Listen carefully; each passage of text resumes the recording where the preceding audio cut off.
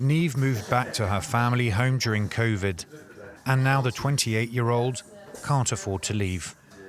I would like to maybe move in with my partner or do something like that, and that's just not an option really. There's different decisions of life being put off or kind of taken into consideration about how that would work because your house is your base. In Ireland, 2/3 of under 30-year-olds still live with their parents. Niamh works in education and is considering emigrating to another European country like some of her friends. She expects more from politicians running in the coming elections. It's easy to say I'm going to move and get something better somewhere else. Staying is harder. Her home is in Enfield, a small town 40 kilometres outside of Dublin. The fields where Niamh used to play growing up have been replaced by houses.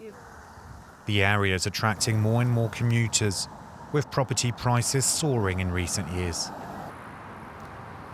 The housing crisis hits both rural Ireland and cities, so all political parties have been campaigning on the issue, saying more construction and flats were desperately needed. Fianna Fáil, currently in power here and part of the Renew bloc, is now calling for a new European strategy, with the creation of a committee paving the way for more reforms and investment.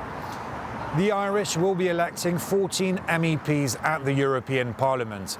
One candidate, Rory Hearn, is calling for ambitious policies. Hearn is a university professor specialised in housing issues. He suggested we meet at a brand new development in Maynooth, outside Dublin. It was partly financed by foreign funds. Nothing's for sale here. And they're renting them for astronomical rents, like 1,900 for a 2-bedroom apartment. And it's a good example of what's happened to housing in Ireland. We've seen really huge numbers of evictions. Last year we had 15,000 households evicted across the country, not for doing anything wrong, but because their landlord wanted to get in tenants who would pay higher rents. He's standing in the EU elections for the Social Democrats, a small party in Ireland. He firmly believes the European Central Bank could help more. The interest rates, they affect both people trying to take out mortgages, but also then people trying to lend to build. At these really high interest rates, that means it's a higher cost of financing, which means a higher cost of housing.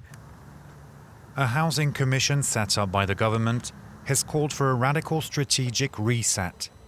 It says there's a deficit of over 250,000 homes in Ireland. First-time buyers are struggling to enter the market, and affordable housing must be a priority.